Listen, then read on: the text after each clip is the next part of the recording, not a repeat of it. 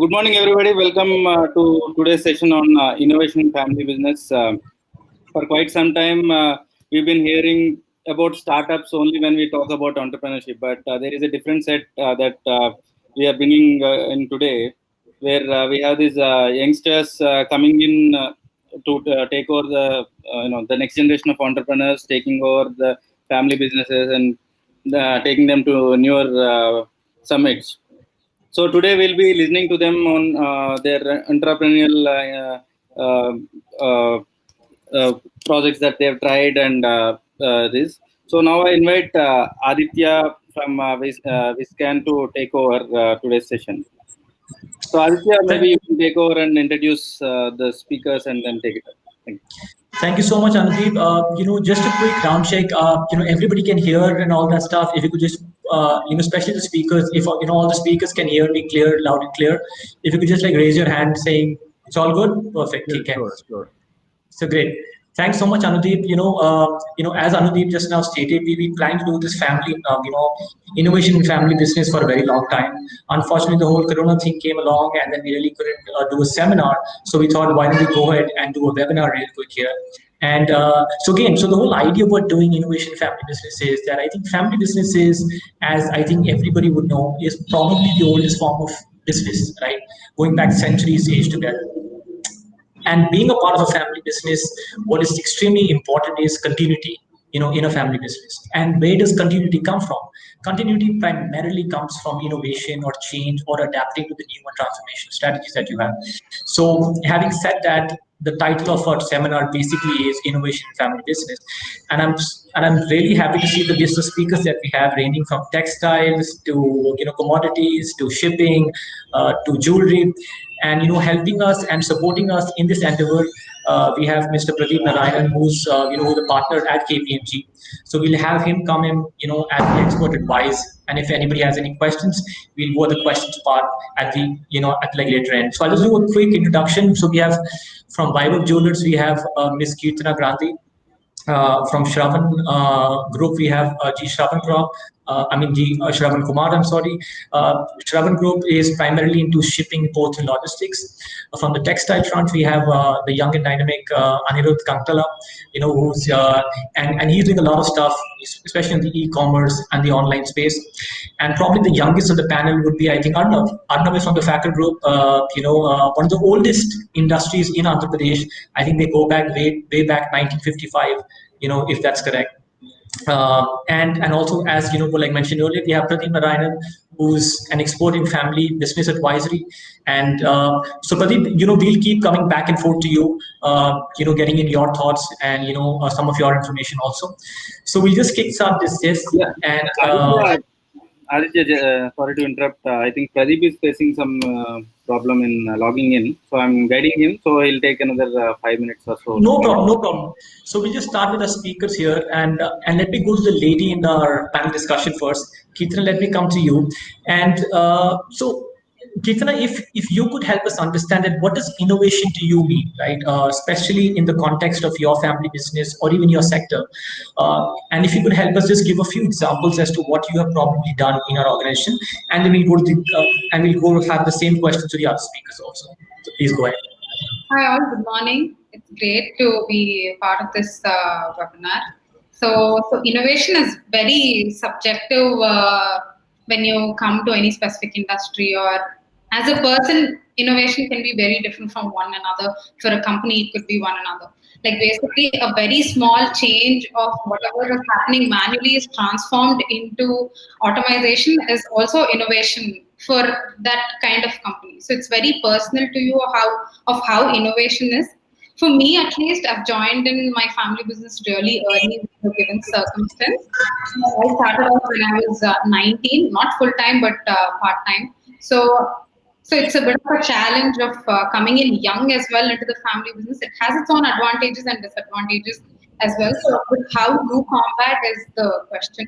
So the innovation, I think, like we got into the company through over the years is like family business usually runs on 1% or 2%, like couple of people. It's more people oriented rather than process oriented. So what I have done, like after, or how we moved on from making it a family business to a professional family business, putting all the processes in place. We have taken support from various agencies as well, who like document your processes or tell you how to document your process. You might every day it might happen, but there should be a process in which it has to be followed. So the processes have to be in place. So we took help from the outside agency and we learned, like we studied. So getting manual things into automation, getting regular day-to-day things into a process, documenting things, and then helping people understand. The changeover is also really important because people are so tuned to their own ways that the new ways have to be adaptive. So we have to create that kind of an environment.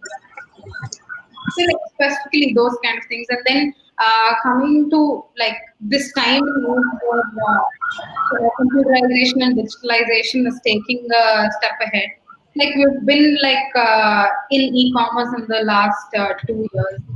So we started now there's a lot of buzz regarding video shopping, try at home, but we've introduced it like over the years. It's been like 2 years that we've done video shopping. It's not through Skype or like WhatsApp. We have a video conferencing.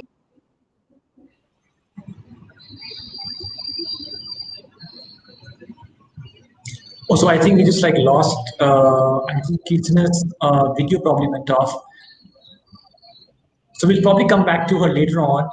Shravan, if you want to take it ahead from there, in terms of just, like talking on the same basis again, right? What does innovation primarily mean to, to the Shravan group, and certain examples, if you could just cite from your organization. Shravan, just turn your mic on. So just go down and you'll see the mic. Yeah, now it's on.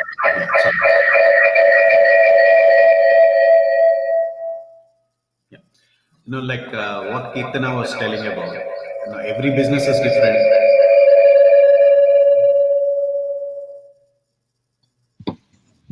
Hello, is it now? Ensure that you have only one device that you are logged in. Just in case if you are logged in another device, just switched off. No, I have not logged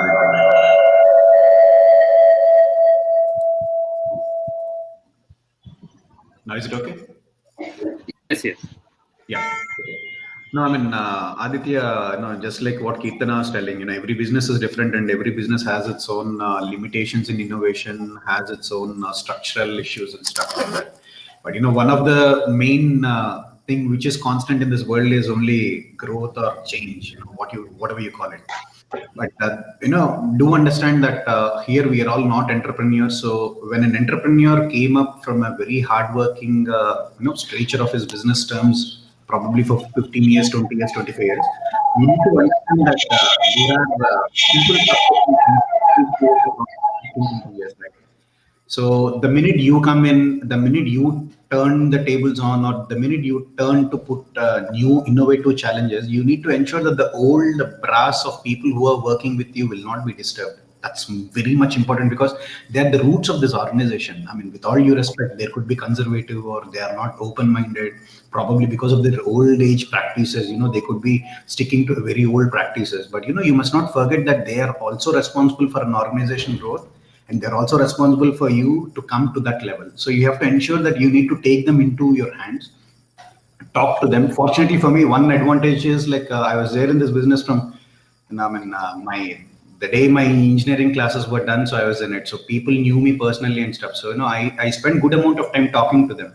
I've understood like what is it they're concerned about, what are their concerns. So they have, slowly I have even explained them that if we don't grow, someone else will come and grab us. If we don't expand, someone else will come and take an opportunity. But if we want to expand, like, these are the different opportunities for us to expand. I always wanted to talk to them, one-to-one. I don't believe in bullying, or I don't believe in like, you take a decision and then put it out.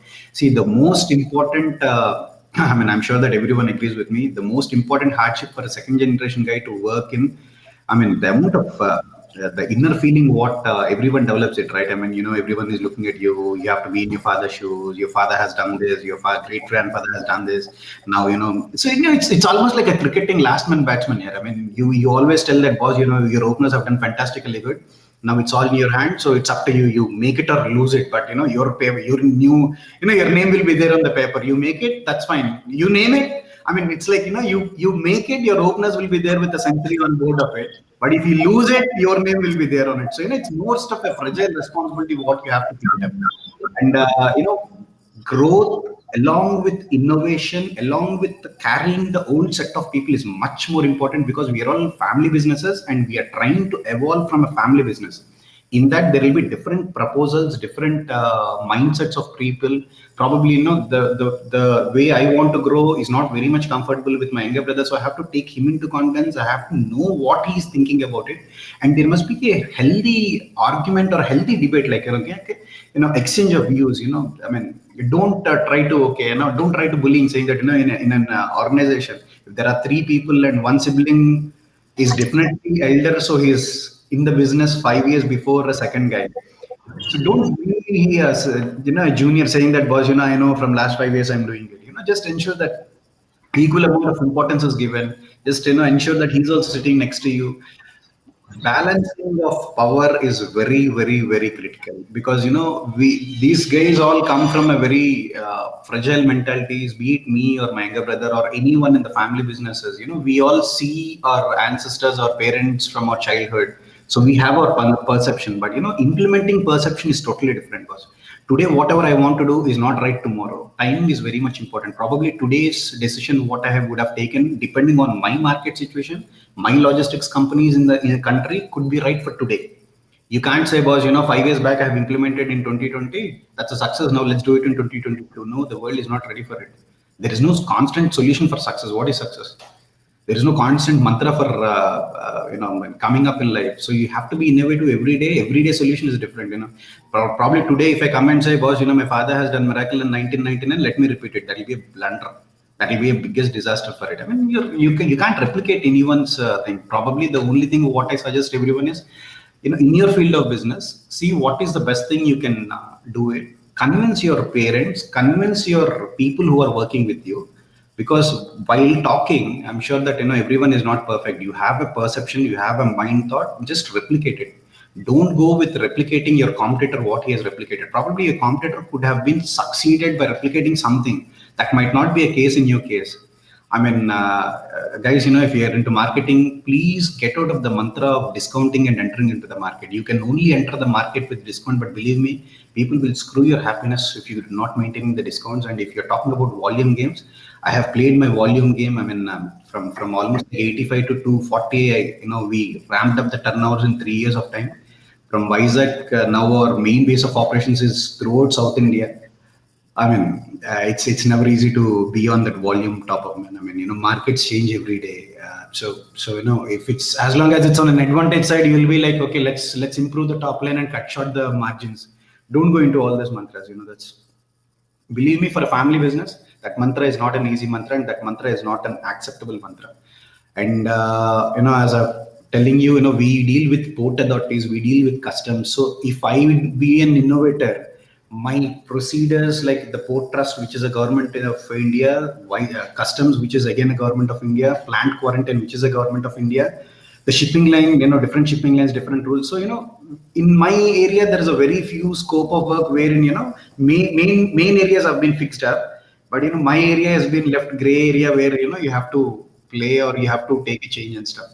Whenever you're trying to implement change, because change is the only thing what you have to do it to keep afloat in this market, just ensure that you talk with your people and ensure that you talk with your customers, because if you're not taking customers on board, you'll definitely be on a soup. And with all due respect, try to be as humble as possible, not only with your customers, even with your people, because success and failures have two different stories. I'm sure that everyone is looking into the day's life and things. I'm sorry to tell you this, but whatever is your self-satisfaction has nothing to do with your success or failure of a business perspective.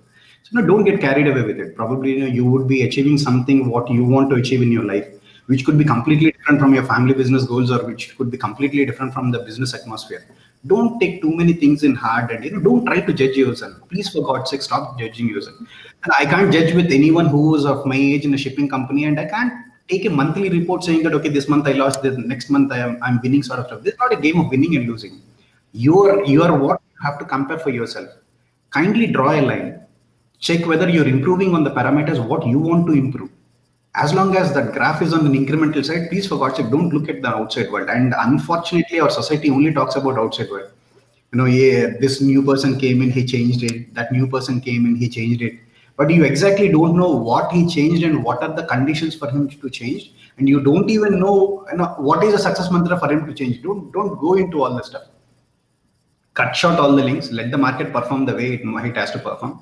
When it comes to your individual perception, individual analysis, just kindly analyze yourself. Don't let the third person come and talk about it. Once, twice, thrice. After that, you'll be like, boss, okay, I'm probably not fit for this job, and I'm probably, I have to change my job criteria, sort of stuff. So just don't get carried away with, what others are thinking about you or what market is talking about you. There are, unfortunately, in family business, there are many, quarterly set of people who will come and disturb you, saying that, market is talking about you, market is talking who, because, market doesn't have so much of time to talk about you and me, man. Just come out of it. These are all, psychological barriers. So, just analyze yourself, stick on to the ground reality. Whatever your parents have earned, do understand that they're successful guys. So that is the reason why we are in this business. So there is much important points to learn from them. Pick it up. There is definitely a need for innovation, but there is a need for a standard innovation, taking the people on board. You can't tomorrow turn up, boss, okay, I'll do a Paytm model, I'll close off all the guys. It doesn't work like that. Now, whatever you want to do, convince the people who are there before it, because if your parental business is doing good, then only you came into this business. Try to talk with the customers and always try to maintain that ground reality and the ground connect, because businesses are very volatile. We never knew that Corona would have come and we would be talking like this. I'm not a techie, but see, now I have to change it. So you never know, man. So keep the options wide open, and please stop judging yourself, and please stop taking your monthly reports and weekly reports and bilateral reports. Success of an organization doesn't depend on a top line and a bottom line. Success of the organization depends on your consistency in performance, and the way you can hand over your legacy to the next generation is what it matters. So 3-4 years of top line, bottom line hurting, kindly don't take it personally. There's always a room for improvement. Great point, Shravan. I couldn't agree more. Especially, I think taking everybody along in the family industry is so crucial, right? Really understanding that it's just not your decision. Anyhow, let's go to Anirudh now. Anirudh, if you could just take the same question there again and just cite a few examples as to how you're implementing all this there, and just unmute your speaker, Anirudh.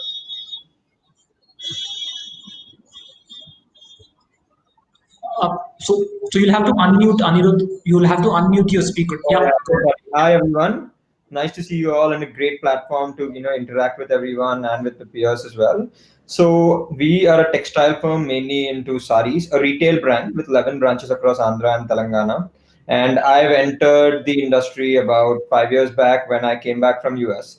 And I want to speak a little different in terms of family business. The major thing is in most of the family businesses, everything is running perfectly, and till you're there, and you're really wondering what is the opportunity cost, or what is the opportunity you are going to bring to your brand after entering.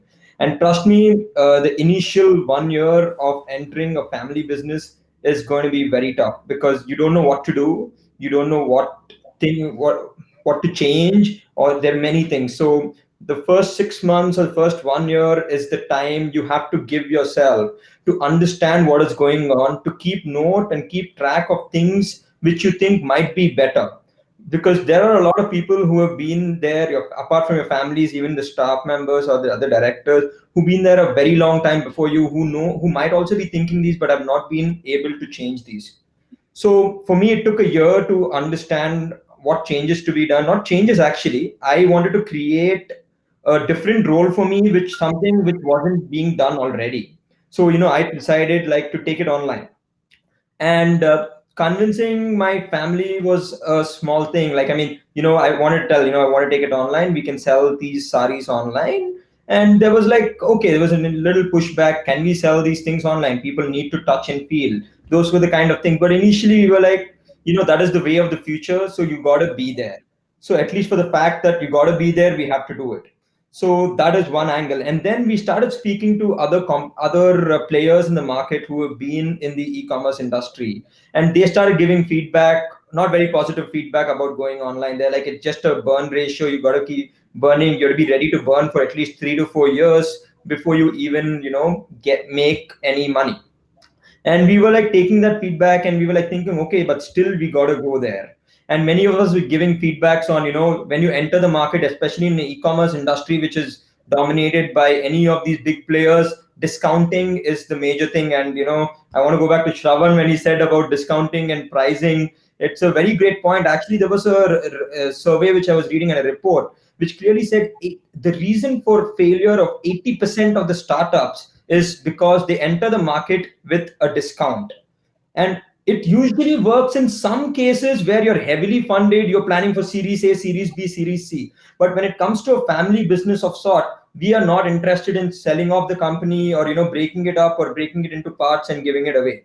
So and we and Kankatala had another family policy of a no discount policy in our store. So we had to continue that same policy online. So it benefited us because many of our customers knew us already. And 6 months down the thing, we realized that we were breaking even in an industry which most said that e-commerce is a place where you cannot break even for an initial time. And the other angle to this whole thing is once we went online, it did not just help us increase the pie, but it also helped us increase the pie of our physical stores, because the visibility of our brand, basically the visibility because of innovation getting onto social media and online, has made more people know about my brand across the world and across India. So now 60% of my orders go abroad. And most of those people, when they come back to India, would like to physically visit our stores. So this is one thing. And when it comes to innovation and entrepreneurship, there's this important thing is it's great to try, great to experiment, great to innovate, but you need to know when to stop. That is a very important thing. You got to set in mind like, okay, I want to give it 1 or 2 years, try my best, and this is the amount I want to burn. So that is something which we do need. Maybe we can stretch it a little, but that is up to us, because just keep stretching it and keeping on doing it, it's not going to get us anywhere. So that's what I'd like to add. Is there any questions or anything? It'll be great. That's a great point, Anirudh. I especially like the no discounting part because family businesses, as you rightly said, have a legacy, right? So they're not trying to prove anything here. They've already been there with the space early on, so everybody knows about them. It's just how do you grow the pie? I think great. Let's go to Arnav now. Arnav, if you could just share some of those, some of your insights into this. Sure. So I similarly joined the family business about 4 to 5 years ago. I was in US before that, and I came to Vizag, I think around 2016. So our family business is basically into ferroalloys and metal and mining. So it's a heavy metal sector. So what I thought initially, innovation for us would be how to improve productivity and how to increase our profits in terms of the top line and bottom line. So I can cite some examples what we focused on. Initially, because our factory is from 1955, it was a very labor-intensive unit where around 1,500 people were involved. Now today, I would say we have only about 200 people on roll and about 500 on contract labor. So the almost 50% reduction we've had in last maybe 20 to 30 years, which further can be reduced to another 50% reduction, which we are planning in the next 5 to 10 years. Apart from that, I really believe in technology and how technology can help improve your productivity and improve your efficiency. So along with a cousin of mine, we are actually working with AI and a lot of IoT and machine learning to track our tappings, which is basically when the metal is tapped out of our furnaces, and how by using machine learning and AI data, we can get to know if we can run it in a more efficient way and reduce our costs. Because power itself is about 30-35% of our entire expense for the final product. So a few aspects like this is where I'm really keen and want to delve into and see, because it's all on a trial and success basis. You never know that if you will be able to succeed or not. If you do, it's a solution for the entire industry, not just me. So I feel if you can increase your productivity and improve the plant's performance, that would be the biggest innovation for me personally. As it's a heavy metal sector, there's not much you can really do in terms of other things except innovating and trying to cut costs. So other few things which I've focused on as well has been we have a lot of assets in our area where we have a factory called Gervidi. We have a school, we have a colleges. So I've been focusing on developing that And apart from that, the PM Modi came out with a few schemes for skill development. We are focusing on that as well, trying to develop Gervit into skill development center. We've tied up with few parties as well who are running their own institutes as well over there. So overall, what I feel that innovation using technology can really help at least a heavy metal sector where your costs are so high that you should try to pinpoint and cut down everything as what you want to do and cut mostly as possible. So, in fact, I was just going to ask you the same question, right? Saying because I know you're in a heavy metal sector, something very similar to what like Shravan did. So I think innovation becomes extremely limited and extremely, I think it becomes very niche in your area, right? So, innovation, another thing I want to add, innovation in this kind of sector is very high capital intensive. So again, you should have a good return on the investment. You should not just invest a few X amount of money and not get a return even in 10 years. So innovation, like even I know in our plant level that we can innovate in few things, but the cost is so high, you won't recover the money back. So it does not make sense to delve into everything, obviously. So it has to be thought of in terms of financially as well, that what will you get a return of in maybe 4 to 5 years or in a shortest period of time. No, but that's true enough. But tell me, I think what I think I would really like to know is when you were trying to get in all this IoT, AI, machine learning, all that, did you see a lot of restraint from the family? Because I think getting innovative technologies from that. More from the family, I would say the plant level, people didn't believe that they because they've run the industry for almost now 60 years. They feel, and I also believe that they have 95% of the knowledge required. So that additional 5%, what you need is that can come through all these new technologies. So there obviously has been a lot of resistance, even to put to a certain extent to put cameras. So there, that was the major debate which we had for a lot of time. That why do you want to waste money putting cameras? We are there at the plant. What will you see which we are not seeing? So certain small things like that that come up. Data entries were done manually. Now it's all automated on computers and desktops. So few certain things like that has been my focus. How we can make it more productive. How one person who's doing X amount of work can do X plus whatever, little bit more. Great. So I'll just take that to the other participants and all that. If Kirtana, if you could, come in again there and just talk about how do you deal with restraint, or as like how do you deal with, when you're trying to bring in or trying to innovate something which which can be groundbreaking. How do you convince, or what's the process that you use?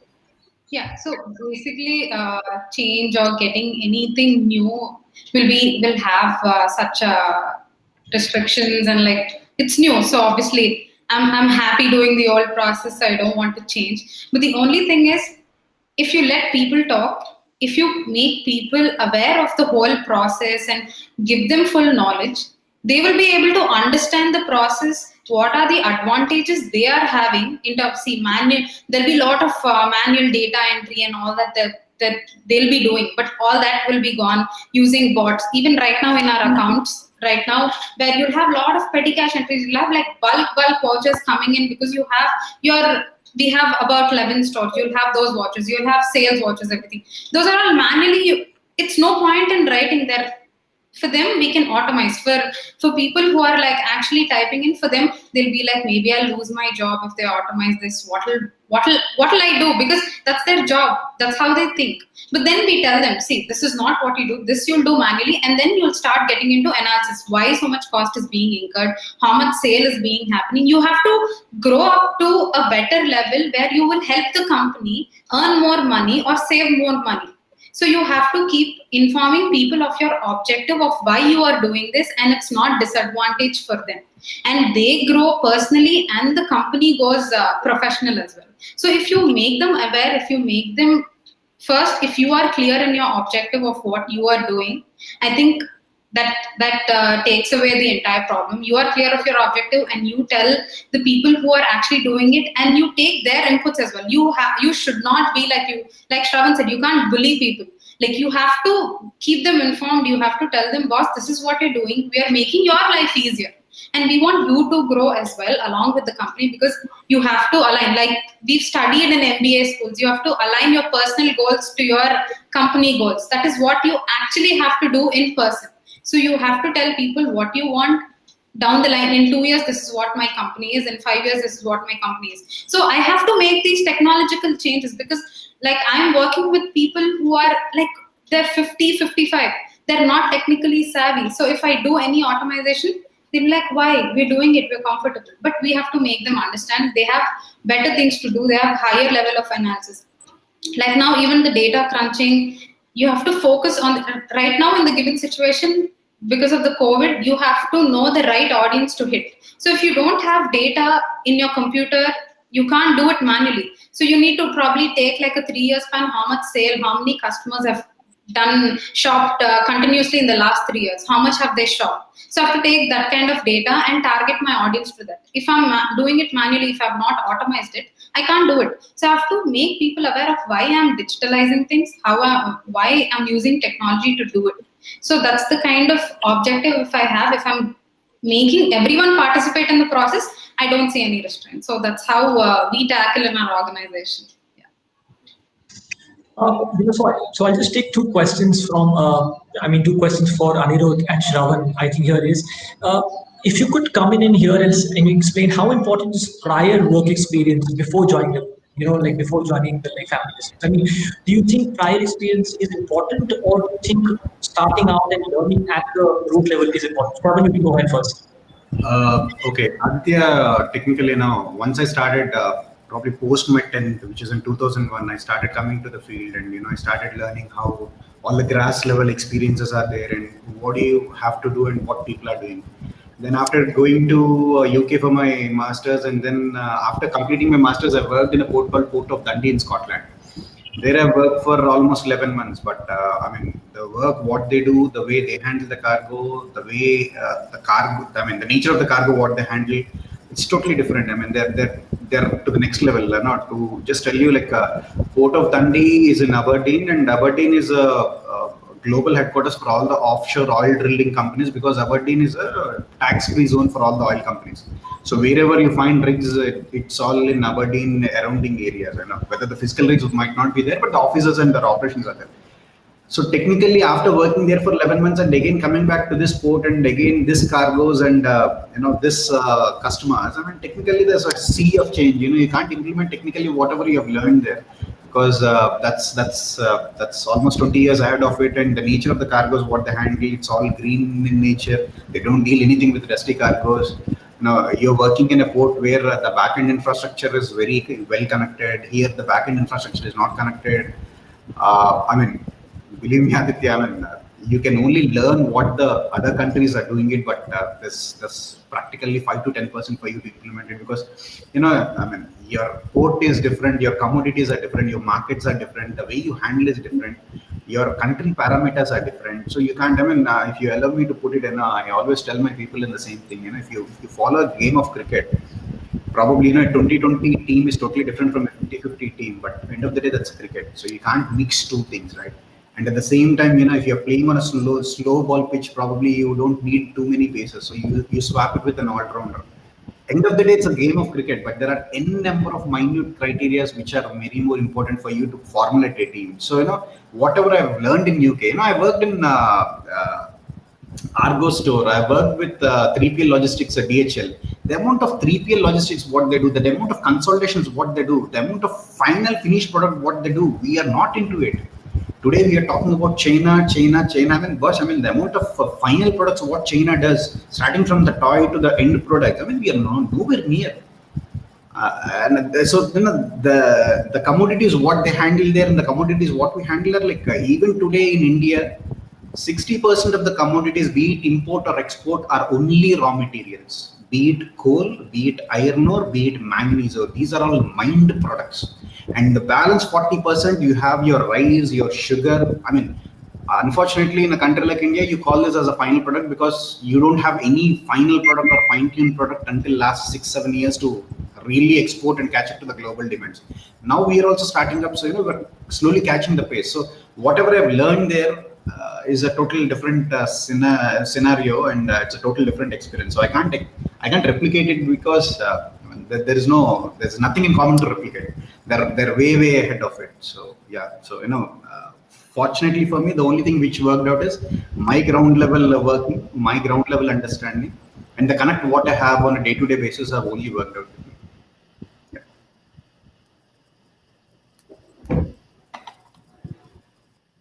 You're muted, Aditya. Yes, go.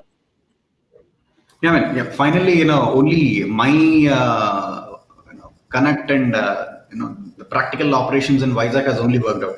So I mean, so my UK experience in ports and logistics did not have anything to do with Vizag operations. So that's much more ahead of it. So yeah, I've learned it. Good that I had an opportunity to go there, work there, study there. I worked it, studied it, but then I came back, and it's again, the game of Jugaad started.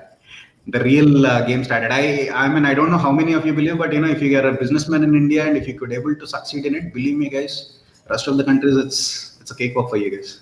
I mean, the amount of clumsiness what you handle in India is totally to the next level. So one way we are all lucky because we have been getting the training from the one of the hardest places in the world. So if you are successful here, I'm sure that rest of the markets could definitely be a cakewalk for you. Other than the law and the legal compliances, rest of the things will be definitely a cakewalk for you. Actually, Shravan, you were talking about working in the same industry, whereas my experience is entirely different. I was a finance major, and I was working as a consultant for PwC in forensic finance, doing the claims of oil spill what BP did in 2000 way back, basically. So I was so basic, but at the end of the day, for me, working somewhere else taught me how to be an employee, how to report to someone, what are the complications of a work culture, which I might not have understood if I came in as a director or as an owner of a family business. So that is something which is very important. The second thing, working abroad was, as Shravan said, is very important because out in US or in most of the places, what they say and what they do, they are the same line, whereas in India, it's usually parallel lines. The timings and what we did when we depend on third parties and stuff like that. It is a lot of very different how we deal with third parties or someone else in India and there. But the most important thing for me working somewhere else before entering the family business is to learn how the processes are, how to build a protocol so those errors or those mistakes don't get repeated. And while I moved back and started working, for me, I was able to implement some of the systems in my organization in terms of work process and the thing like, making a triage system or, once that is done, making another person check. Basically, those systems were not there, which we were able to do. And I was able to implement some of the processes which I've learned by working somewhere else. Yeah, I mean, I'm sure that your core activity is something different than the place where you worked in. So definitely, yeah, there'll be. Yeah. But I mean, good. Actually, you've taken all the experiences of how do you report and how a structure works, how an organization reports. I mean, that's end of the day, that's a learning. And as we right. Basically, the culture of working, there's no sir and boss culture out there in India. So initially, it was very different for me when someone was coming and reporting to me as sir, who are much older than me. Do you know, I mean, here the whole process is, I even call my friends as sir because I got used to it, customs and all this, hierarchies and stuff. I am very afraid. I mean, someone has to come and tell me, boss, I'm not sir, I'm Aditya. So I have to be like, okay, Aditya, Garu. So if it's not sir, again, Garu comes up. I mean, like, boss, unfortunately, there you call everyone by name and people don't take as long as you work. And the end result is same. Here, it's like, the way you behave, the way you respected them, the way you're talking with them. They even calculate the smallest of the arrogancy. They come jump to conclusions, and it's like too much of jugaad, boss. I mean, it's like technically in India, majority of the family businesses guys or anyone working in it, be it in employee culture or family culture, you will be judged by the way you look, by the way you react. Here everyone is interested in your personal life rather than your professional outcome. Unfortunately. The beard which you are keeping up, there are very standard phenomena like only a shirt and with an inshirt and a belt has to be there for marketing. You must not put up with a beard. The customers are coming and watching you. I'm like, boss, you're coming to me with my product quality, not by looking at my beard or my t-shirt. As long as I'm there on a 10 o'clock meeting with a t-shirt, that's fine. No, you can't do it. On an evenings with the customer, you can't wear a collarless t-shirt. I'm like, I don't even know who has written all these books in India. We still follow that same Bibles. I mean, I don't know who has written it, but I mean, this is typical stereotypic. Things are different because of the, we are a third world economy, whereas most of them are second world economy. And usually another thing is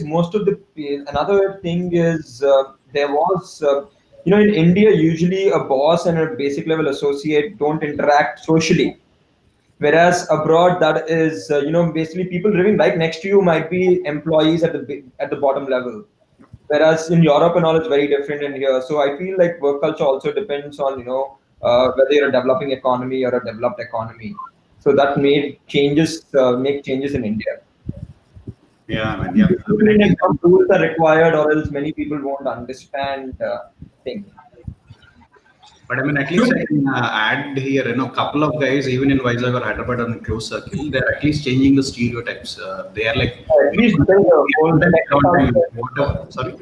At least with the whole startup culture, at least in Bangalore and Hyderabad, some things are changing actually. Something is changing. People are at least now sitting in a cafeteria and logging in pre-corona time also. As long as the companies are flexible. Like work and stuff coming up in India or co-working spaces, it's changing things a little. Yeah, I'm sure probably by the end of this generation, in another 5 years, 10 years, India will also definitely see a change in the way people respond, and the amount of comfort zone what you feel for your employee and the work zone is also much more important. Yeah, that is definitely there. We are starting young, talking to our base level employee. We are having that sort of a convenience and comfort where we talk to them and they also respond like that. So we are sort of building it from the start. So probably we can see a good change where we also become like a developed country where we can see a lot of interaction among our employees. So it won't be like a stereotypical, like you won't talk to them or they can't come. There is no open door policy back then. Right now, anybody can come to you and talk to you. You are very free, or you go to the desk and talk. So it's that kind of comfort we are actually giving to them. So it will be a welcoming change. Yeah, yeah. So guys, we just have a few Q&As. I know like Viresh has a few couple of questions. Viresh is from the Andhra Pradesh Innovation Society. So Anudeep, if you could come in and probably give Viresh the access. Thank you everyone for sharing your experiences. We'll open the stage for questions to the audience. So use the raise hand option to the right side of the screen to ask questions. So first we have Viresh from APIS with a question. Hi everyone. Yeah, Viresh, It was good to hear about all the innovations that you have implemented, all of you, and some maybe have been developed in-house, and some may have been worked with other organizations or outsourced to develop or implement these innovations. So I just wanted to know that are there any challenges that you are facing presently, and maybe looking for solutions that the startups in AP or outside can provide those solutions? So if there are any, can you share some examples in your businesses and your sectors? Sure, I can take that. So basically, for me, especially when you're talking about startup, for me, what I did in terms of starting e-commerce was kind of a small startup within my own firm, because there was no talent I could exactly use in my firm already, because I need to entirely hire new people to do. And hiring people, especially talented resources in Vizag, has been quite a challenge, to be honest. What I expected in 6 months took us a year, and even finding a technology development company in Vizag was a challenge. So I had to find someone in Bangalore to do it. So skilled resources would definitely be one of the most important thing what I think a startup in Vizag would require.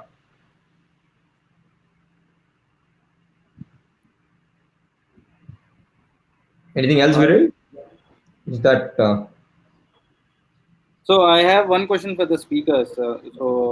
What are the avenues that you use to scout for new products that might help your business? So there might be some startup who has come up with a new product which might be useful for you. But what are the avenues that you really use to scout for these startups that can be of help to you?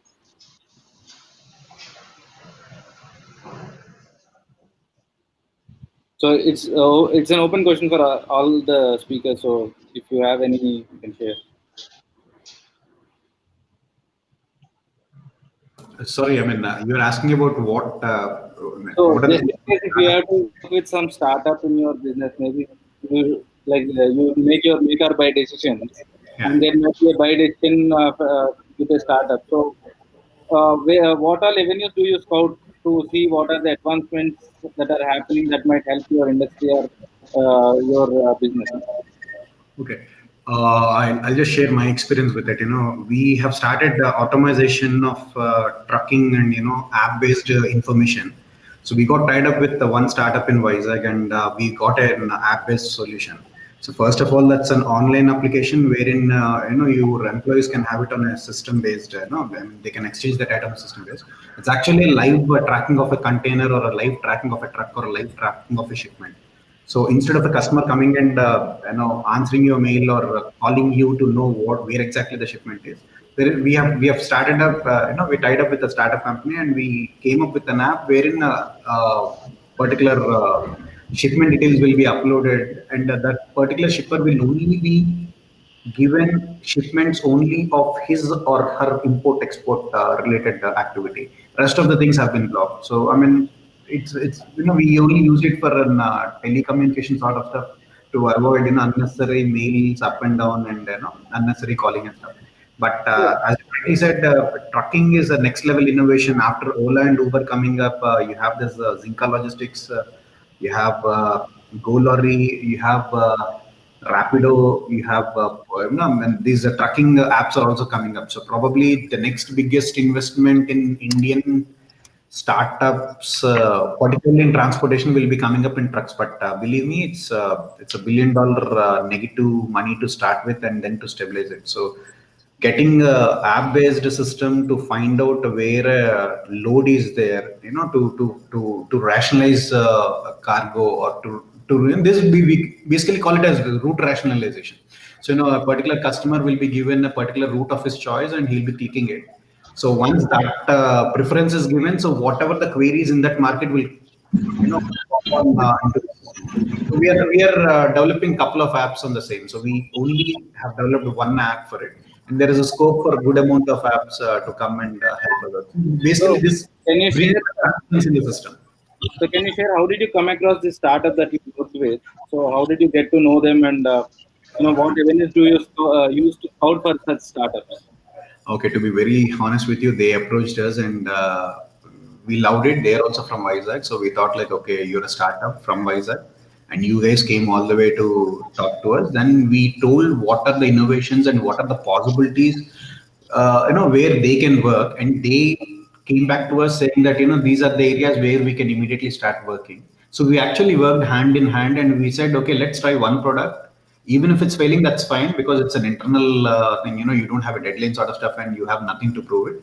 If you're failing with it, let's work it out again and again. So technically, after 3 or 4 errors, I think the fifth one is a perfect one. Now also there are quite some issues with it, but every now and then they are in touch with us, so they'll be doing it. So we did not scout actually. They came to us, with a visiting card. So we are impressed, and local guys who have worked together, who have studied together, coming up and doing something, and which is even adding some advantage for us. So it makes life easy for us. So yeah. So technically, I mean, we did not scout in our particular case. I'm sorry.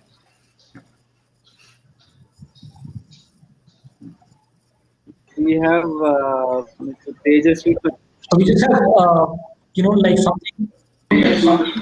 Yeah, hi. They just sorry for KPMG. I'm sorry, Pradeep couldn't join, because we've got security reasons. Our office laptops didn't permit that. But anyway, my quick question to the all of them, Kirtana, Anirudh, Arnav, and Shravan. Any particular area that you wish to reset and do it totally different post the COVID scenario? Can you repeat the question? You're asking how?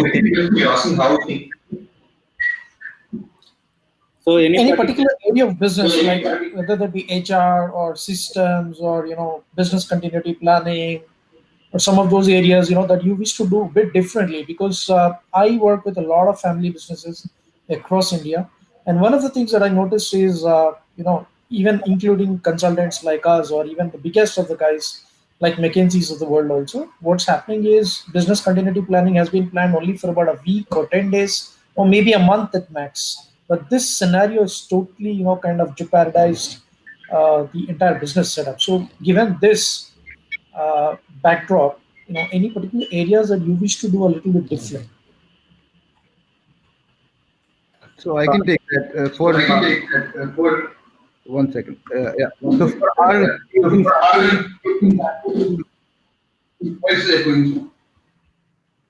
yeah, sorry. So what we would just 1 sec. The voice is really. Yeah, it's recent. Yeah. So we would basically like better way of handling offline if we are not present at the plant. For example, because of COVID, I personally haven't been able to visit Vizag for almost now 100 days. So if we could have some offline and online systems where we can manage all our production and more productive manner with our daily output and packing and dispatches, which can be done online, that would be a big help for us, which we are as of now managing. But if we would have a system to have an integrated system which could do it completely online, that would be a big help to us. And that would be something which we will be focusing on. And if, for example, I don't need to visit the plant and manage the plant from other locations, so we have to be more efficient in terms of explaining the stuff and managing them output right. So we Sure, I have, get that. yeah, actually, so basically this is the season of sale during for most retail brands across India.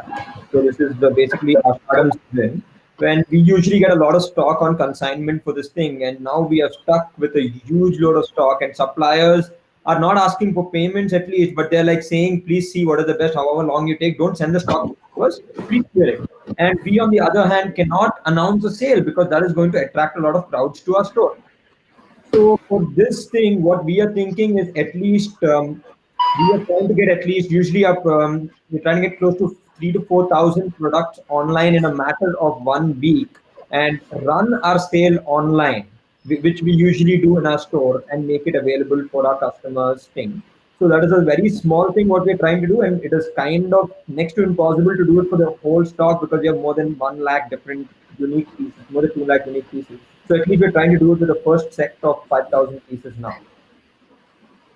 Yeah, at least now post-COVID situation, they're asking you not to. We are from the industry. They're asking not to put it on your skin because it's transferable, the virus. So they're asking us not to put. So right now, we have something called virtual this thing try on in our website. We have a limited stock. Maybe if we are planning to extend more inventory into that sort of a system where people can actually feel like they're wearing the jewelry, but they're actually not. But we're trying to transition more towards that because it's safer for people and it's obviously easier also to shop as well for people. So that's where we are transitioning in terms of using technology and having lesser contact with the item on day one. So that's where we are heading towards. Sure. So we have next question from Mr. And also work from home, I think like India does not have that kind of Okay, Kirtana, go ahead. in line. So probably that's where I think every company is also trying to build because every industry is very different and every working culture is very different. So probably work from home guidelines and specifications and how to keep check and how to give targets and how to check on people is also something we are heading towards, and all the companies are also trying to do is what I feel. So that's those are the two areas where at least right now we are heading towards some major change. So we have next question from Mr. Chandrasekhar.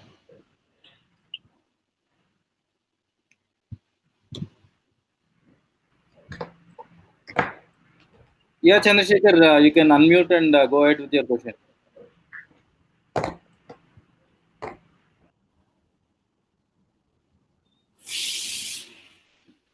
Is somebody talking? I'm not able to hear, or it's the same. No.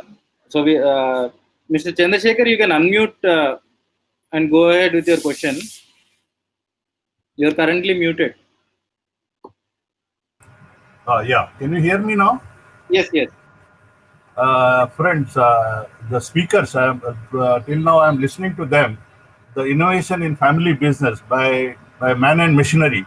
Now there is a one bottleneck of taking over the family business to the new generation. There is a generation gap. I want to speak. I want to listen from the speakers. What kind of there will be a tool applied? There is a to overcome with this generation gap. So I think you all people must have understood what I am asking you. Yes, I need a response from the speakers. Can I take it? Probably now the other speakers can answer. Sir, well asked, sir. This is one big gap, and this is one big area where the businesses doesn't take to the next level, or the businesses don't grow to the next level. Because the mindset of an entrepreneur who started the business and the mindset of a child who has come into the business is totally different, sir. Probably with all due respect, all the entrepreneurs would have been through the very hard and grilled atmosphere, and they would have worked hard. For them that's a life. They've sacrificed their family life. They've worked 18 hours a day, 16 hours a day. There is no Sundays for them. They would have taken all the exposures in the in exposures in terms of market debt or exposures in banking sector, and probably one generation has completely sacrificed is what that generation would be thinking. The second generation guy who comes probably studying in US or UK and a very decent lifestyle, definitely not the lifestyle what the entrepreneur came from. So the hardworking nature and the way Mr. Shravan, yeah, I understand. This is the social, it's kind of a mindset. But I'm talking in terms of innovation in the technology implementation with the earlier generation to the new generation. Now somebody was talking. Yes, we wanted to go ahead with innovative idea to overcome with the there are certain hidden costs and to make it more competitive and more product consistency, quality, and all. Now there is a generation gap which always comes into picture. Because you are understanding, because you are moved over the world, you have seen a lot of things which has been reality in working with the innovative technology. Now to convince your earlier generation who are founders basically to overcome with this gap. So I want to focus on that. If you can speak somewhat all of you please. Because there is an investment involved. That's what That's what you have to. I'm sure Arnav would be facing the same shoes because he's running a 60-year industry. Okay. Now he comes into it, he'll be like, boss, I'm doing it from 60 years now. Please don't tell me sort of stuff. Yes. Probably not telling him on the face, but that's a back end what he will be going through it. Taking them into confidence and telling them that if you do this kind of automation, this is an indirect benefit, and with this there will be consistency in a product. With this there is a reduction in manpower, and with this there is a sustainability. You have to take them into confidence and convince them. When you're talking about investment, I'm pretty much sure that investment will be in a very large shape. And the entrepreneur or the previous generation, if they're not very much convinced, there'll always be 100 questions. Wherein that adds to the agony of the situation, what you guys are currently running in. When you're talking about investment to the next level, they'll always be thinking like, boss, it's already happening here. Why do you want to invest so much and do the same thing? The consistency levels are already there. Okay, with all due respect, 90% consistency, I think 10% risk I can always take. The amount of investment what I have to make. And the amount of loss I'm doing it, a simple mathematical calculation, that's fine, man. Instead of investing a 10 crore for a mission, I think I can take 1 lakh every month on a non-consistent product. I think that's still working out. Sometimes convincing them for investing in a technology and innovation is really a challenging thing. Yes. You need good amount of brainstorming. You need to. The youngsters are facing a problem today. So even I would completely agree with Shravan. Like similarly with my situation, that the convincing part for any new technology is very, very high. And this gap makes a problem. Yes. And our managers are mostly all, maybe I would say, average age would be 50 to 55. So for them to get used to the new technology and new ways of life is a completely different challenge and experience to teach them and make them understand and believe that this is the way of future. And this is how you move forward and grow and be as competitive as the rest of your competitors in the market. And a major thing for me would be the return on the investment. So if I, for example, just give a random figure, if I invest 10 crores, like Shravan was saying, if I don't get the return in the next 3 to 4 years or 5 years, it's like a loss of investment to me. I could invest that in 10 other things and move forward instead of just investing on something because others are doing it and just to show that I'm the latest in technology. End of the day, the productivity has to be high and the results you get out of the innovation, if that's good, then I think everyone will be convinced eventually. Obviously, it will take some time, but eventually they'll believe you and they'll agree with you. Sir, Yeah, like if I'm able to give some process improvisation and business profitability, if I'm able to show them both, I think you're convinced for sure. So I think those are the two things which we should focus on. Yeah. If we can put it down on paper, show them this is the process that is improving, this is the number of labor. If it's labor intensive, so much is being done, and all that. If I show them if I show you the numbers and if I'm showing you some process improvisation, I'm sure it's easy for you guys to be convinced as well. So that, Great. that's where we should go. Sir, I'll just add on one thing, and the amount of convincing what you have done, the amount of investment what you've invested, if the results are not flowing in as per the commitments what you have given, believe me, was the amount of pressure what you take. Okay. It's like the generation gap is really a big question. We come with generation comes with the performance pressure already, and then we do all this. So.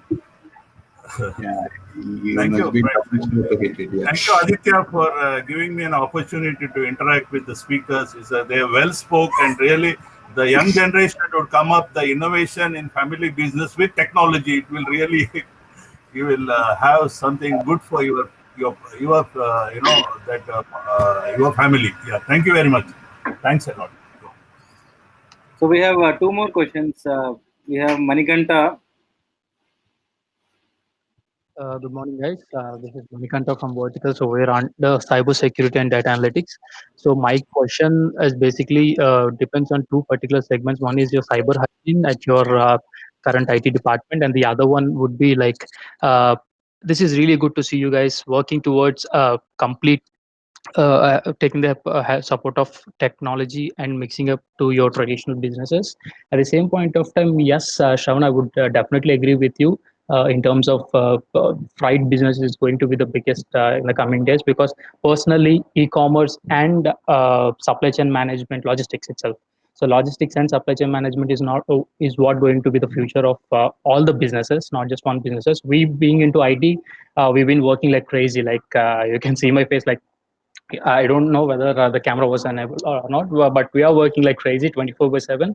Understanding the requirements and upping the systems was one lot of help, yes. And freight management system is something that really going to take new kind of what do you call directions and segments. And my question in particular would be to all of you in terms of logistics.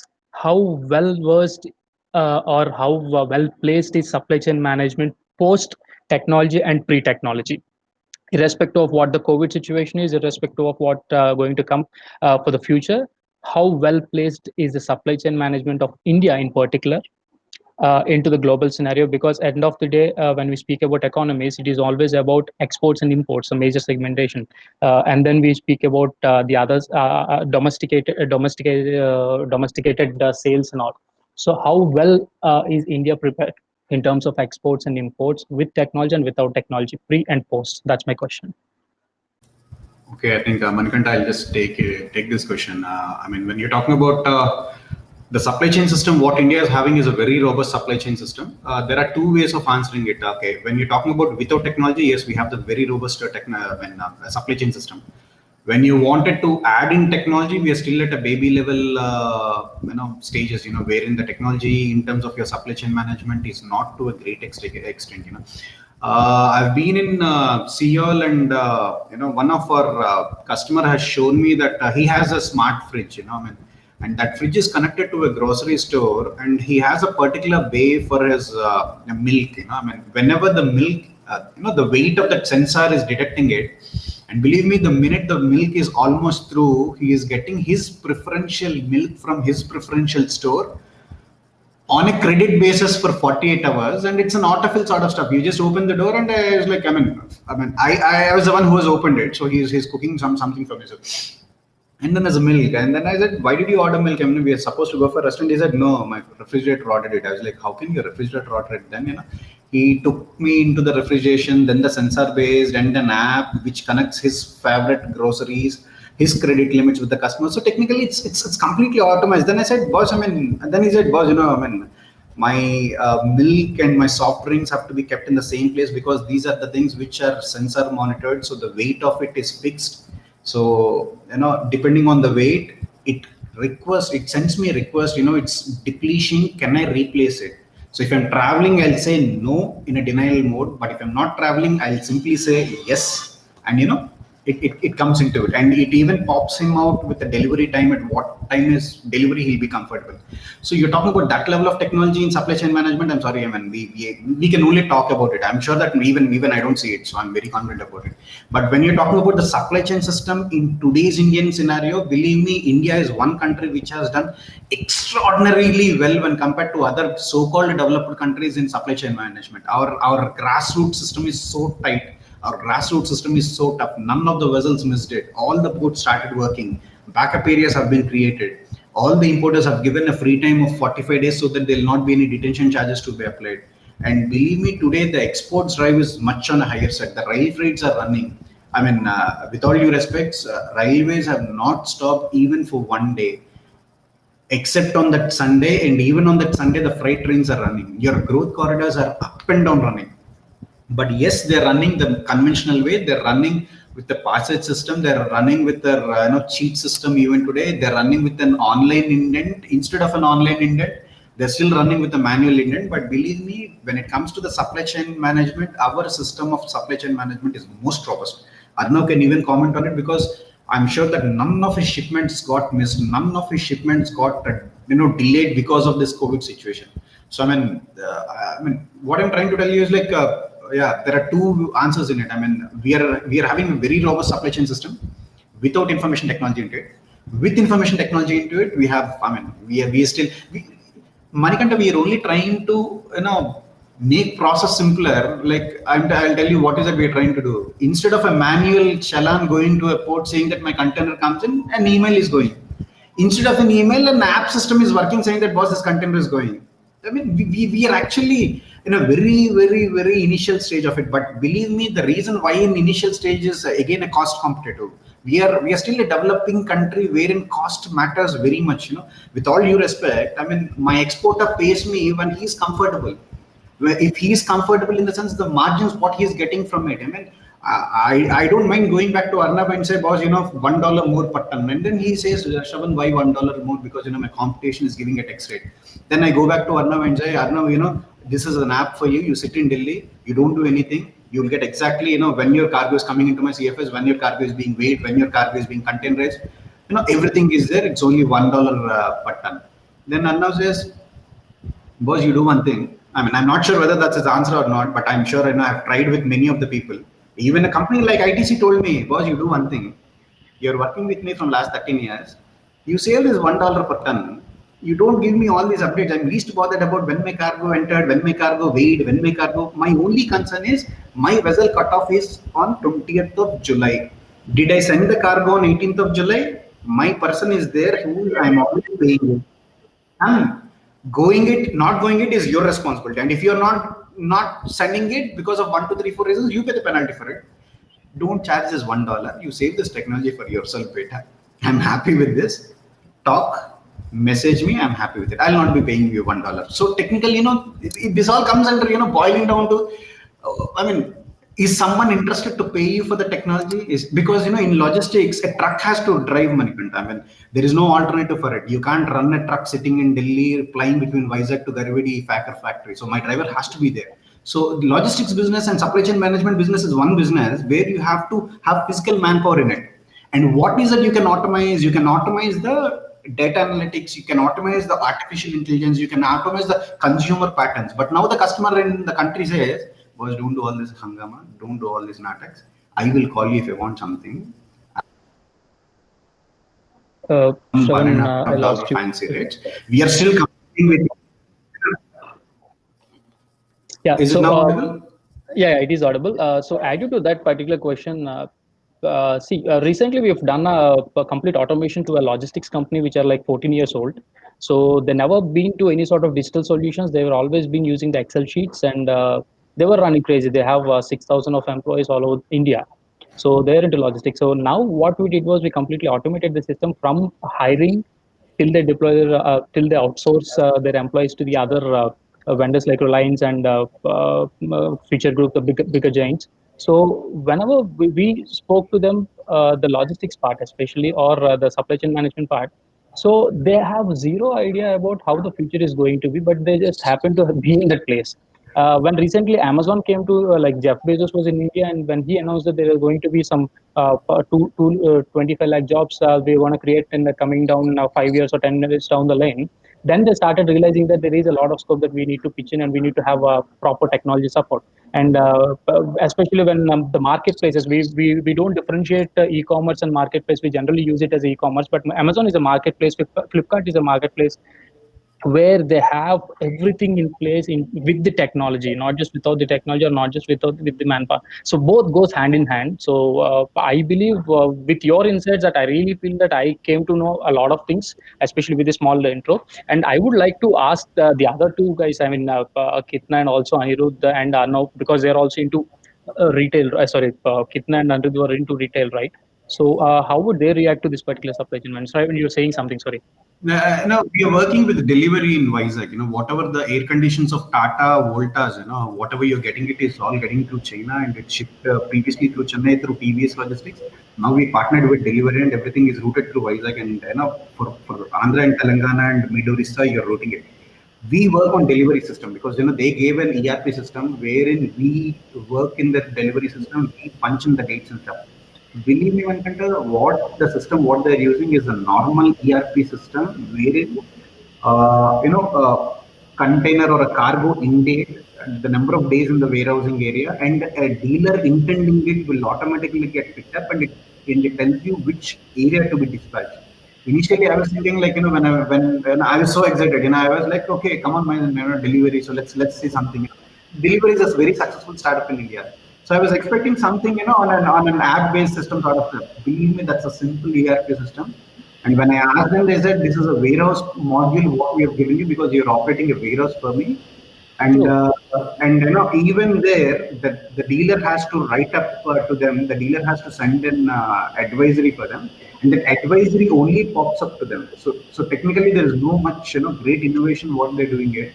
Then I felt like, okay, as long as Yes, definitely.